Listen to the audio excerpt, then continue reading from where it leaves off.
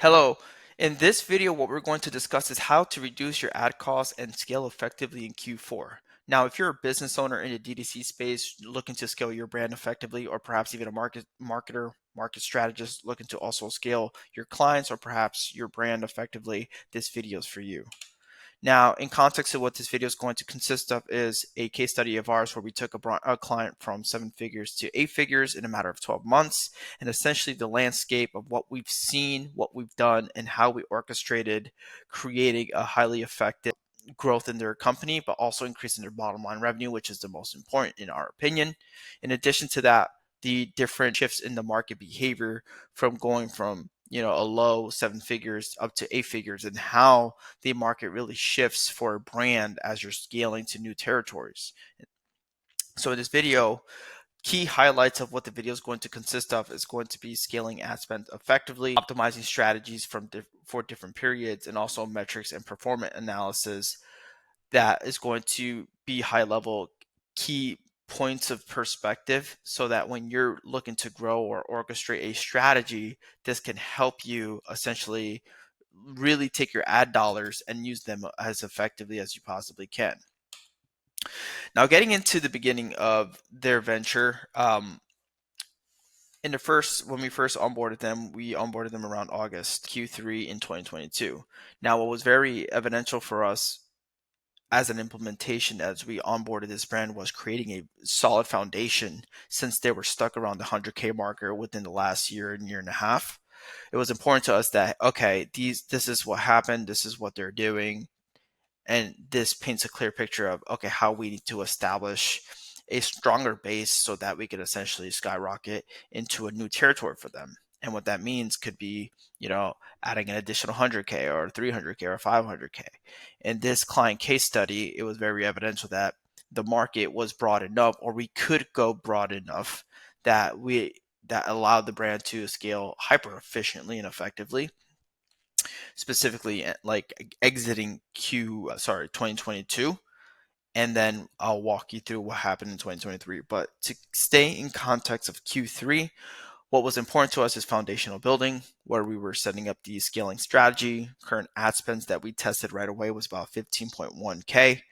ROI was about 1985, and then the contribution margins produced here was 260.1 out of the 400K in revenue that we produced. But as you can see here, we did have a nice climb to 656% increase, which was a huge win. Now, throughout this video, you're going to see a consistent contribution margin, which is where con margin means contribution margin.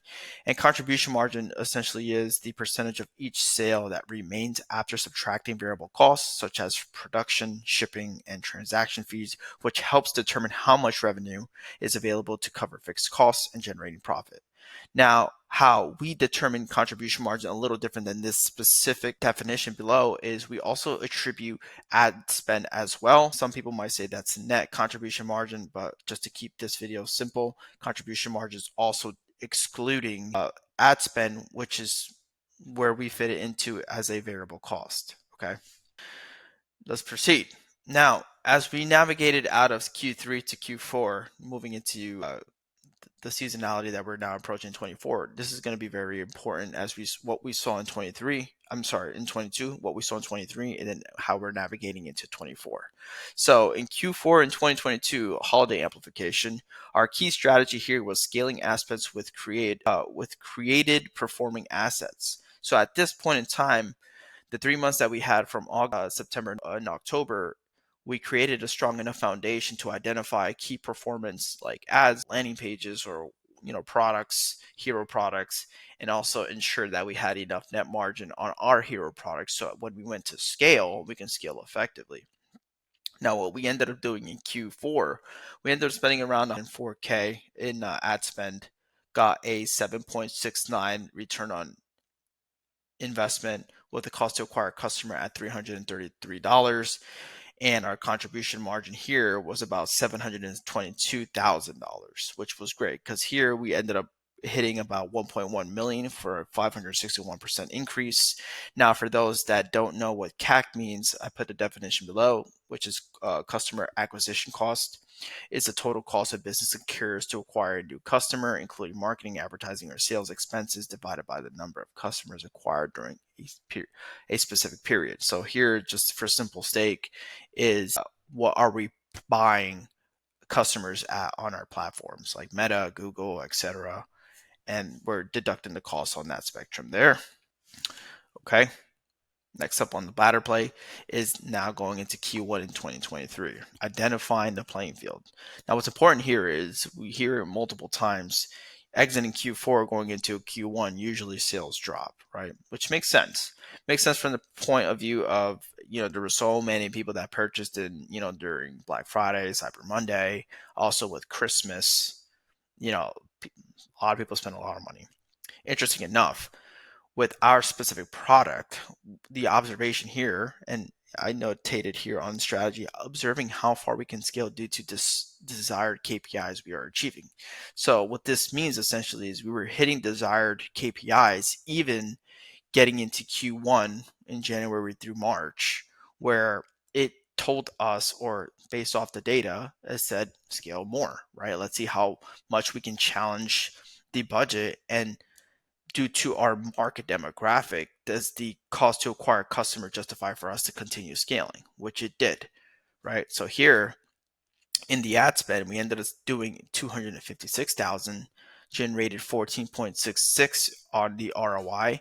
Cost to acquire customer was about 236, and then we generated our contribution margin around 2.6 million, right?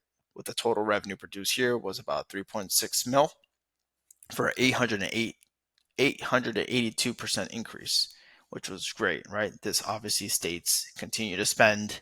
Let's see how far we can take it, right? Which then leads us to Q2. Now, Q2, this is where eventually we identified a new ceiling, and I'll explain this in a second. So strategy here was, as we crossed midway into May, we hit a ceiling. So prior to April and mid-May here, April was a beautiful scale where we're seeing consistency we can spend, and cost to acquire a customer was quite consistent.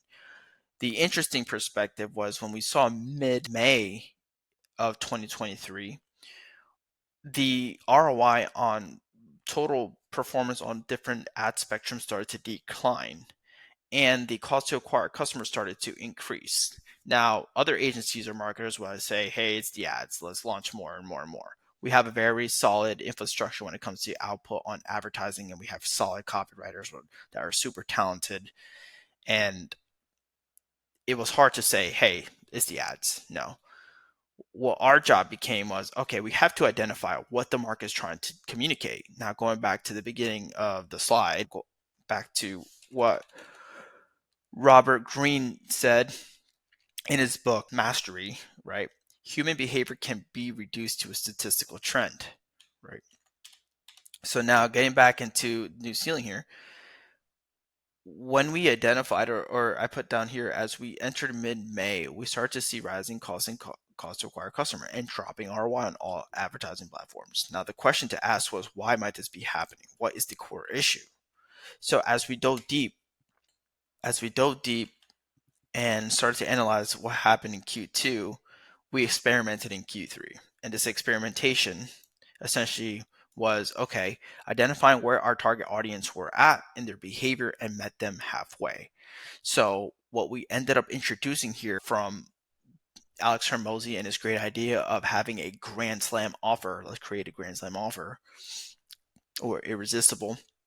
And then also in his book, he recommends also doing a seasonal or a frame to justify someone purchasing. So let's use like a birthday party, like it's Jane's birthday party. Let's celebrate. Let's eat cake, right? It makes sense enough for someone to eat cake because it's Jane's birthday party. Same context here. So as soon as we went ahead and started testing Grand Slam offers based off Alex Hermosi and other high-level people's suggestions, what we were able to identify here was the key importance of this video, which here ad spend in Q3 was about 700K. Our ROAS here was about 7.84. Cost to acquire customer, we did about 452 with a contribution margin of 3.4 million out of the 5.5. Now, if we go down to this data table here, on one column here, we see no Grand Slam offer versus the Grand Slam offers when we're testing throughout the period, in periods within June, August, September, etc. Right? And in this column here where it says different in cost to acquire customer, this is just showcasing the difference between no Grand Slam offer, because eventually we hit a point, a new ceiling, right? Let's go back to Q2, right? New ceiling. When you're going into different levels, we were able to scale without no Grand Slam offers, just scaling, and it was just our time, right? We were just opening up the market, going broader, up until we hit around the 1.7 million on average is where we have to get more strategic versus previous to that, and on our spending levels, because we wanted to make sure we're not just spending out the roof and just increasing contribution margins. We wanted to see, okay, if we spend X amount of dollars, what output does that hold? So then when we get into Q2, right, I'm sorry, Q3, we want to see the effectiveness of per dollar, right? So like we gave ourselves like 250 to see, okay, how far can 250 go? And yes, the more you spend, the ROI will drop, but also you want to pay attention to this contribution margin because that goes to the business as profits minus like net profits, and that's their fixed cost, right? Which is separate from the advertising output. So that's why we hold on to contribution margins as market efficiency.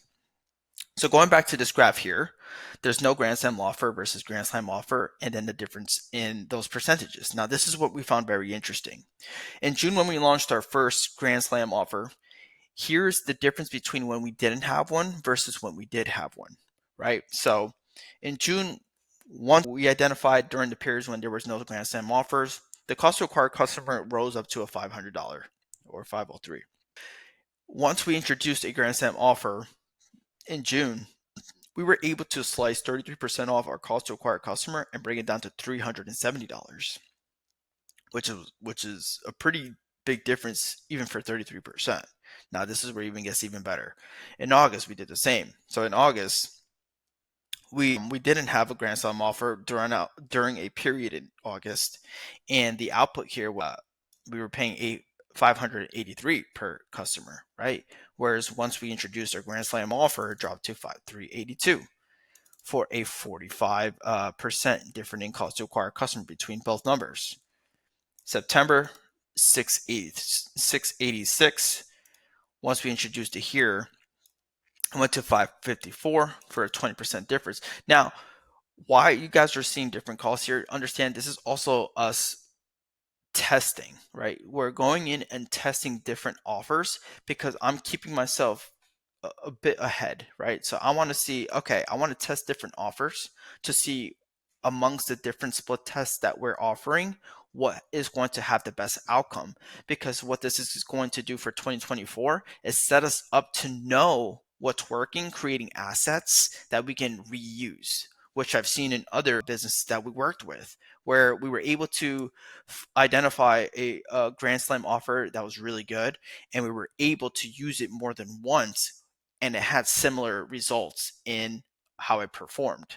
So in 23, when we first introduced Grand Slam offers, these are all different from one another, right? Minus the November one was very similar to the June one.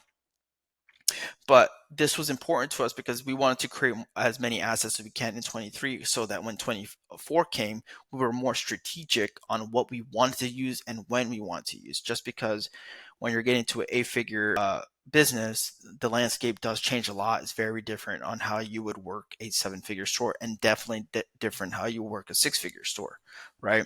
So these are the biggest transformations, like December being $1,000 cost to acquire customer. Once we introduced that Grand Slam offer, it was a 454 for a 57 deduction in cost to acquire customer. Same with November, was 55, etc. But understand too, like this is also the landscape that you're playing in.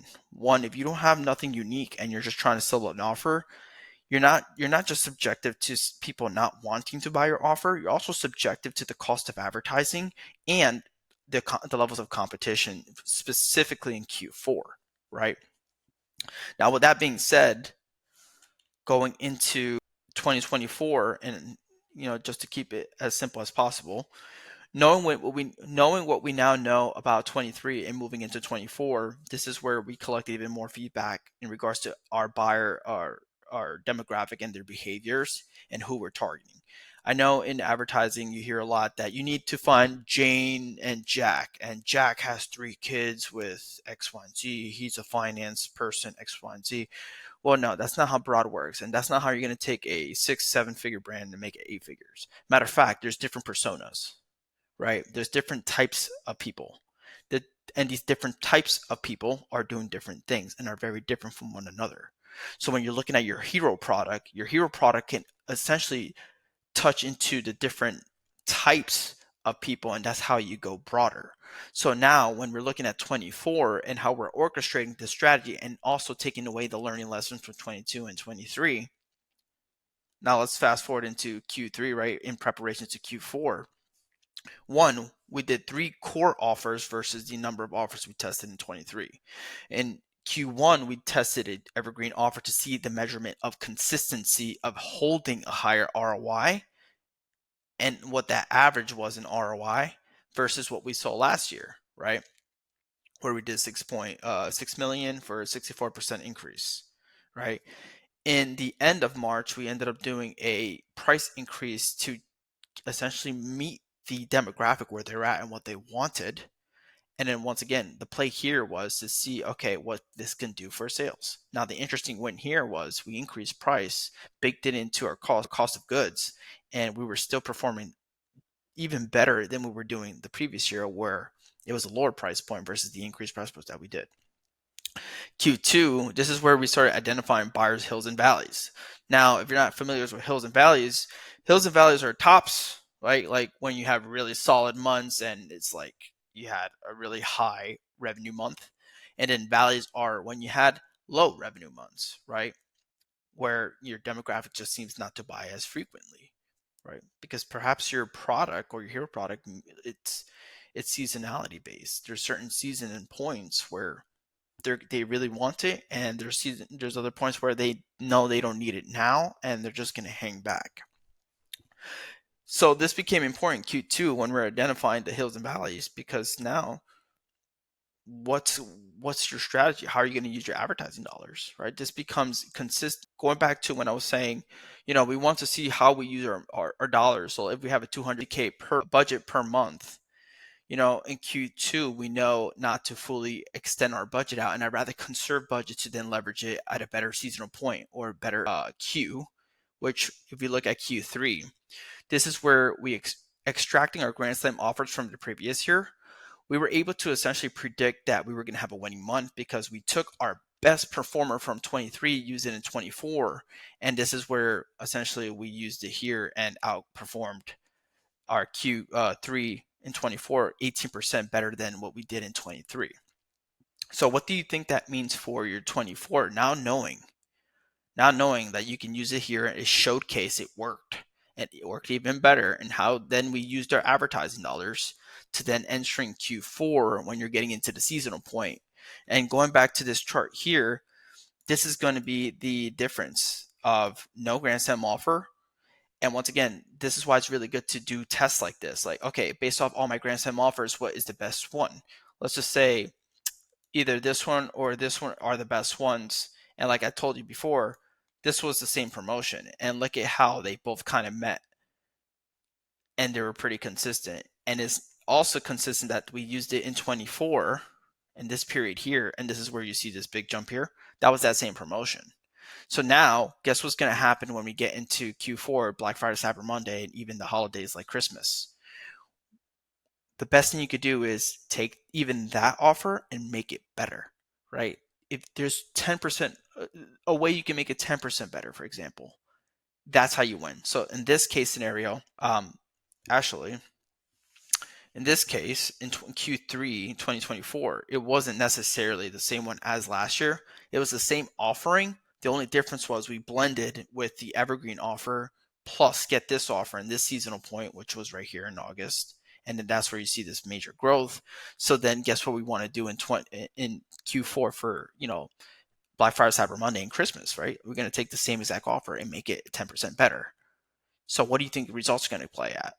Right? If we already saw it happen numerous amount of times, it's going to happen again. So this is how we can create predictability of not only that we can cut through cost and the cost of advertising, get ahead of competition, right? Giving our demographic a more irresistible offer, and also showing up, right? Like we're like then I get into time testing, which time testing is a different perspective. But what I mean by that versus trying to just advertise just Friday through that Monday, like Black Friday and Cyber Monday, try to do it way ahead of time. So that's one thing we're really big on, time testing. So we like doing 3 to 4 weeks because 3 to 4 weeks, you can meet a number of different buyer personas.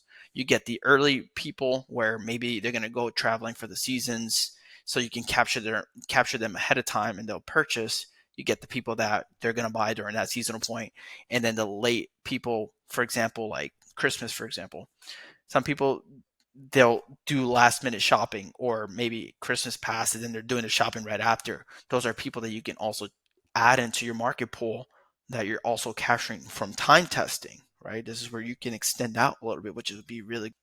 And for those that don't know what Evergreen Offer is a product, service, or promotion that remains relevant and consistent in demand over time without being tied to specific seasons, trends, or limited time events. It provides ongoing value to the target audience, allowing it to be marketed or sold continuously, generating long-term revenue for the business, right?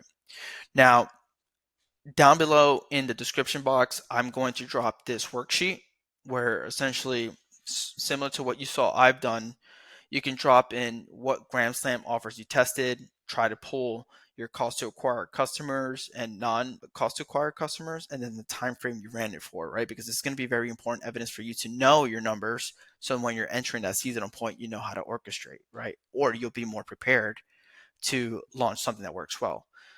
Okay. And then I think this is also very important, identifying your hills and valleys, because then now moving into 2025, this is going to have you better prepare on those expectations of when to leverage your ad dollars more strategically.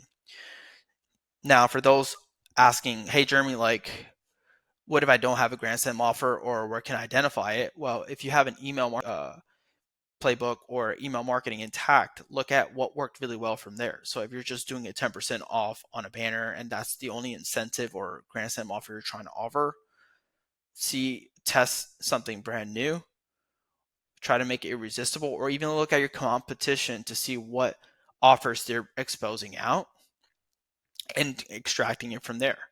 Because if you don't have a playbook, I would start recommending, like, my first suggestion would be start creating that playbook, start creating those tests so that you're better prepared and you can see the consequence if you don't have one, where you either pay a lot and you're subjective to your market and competition, or you slice your costs potentially 57%, right? Potentially. Right? So that's what I would advise. Now, if this video was super helpful, if you guys have any questions, please drop them in the comment. Give this video a like. I put a lot of time and effort into this, and hopefully this was extremely valuable and helpful. And hey, I'll talk to you guys soon. Thank you for watching. My name is Jeremy Rodriguez, and once again, drop a like and comment.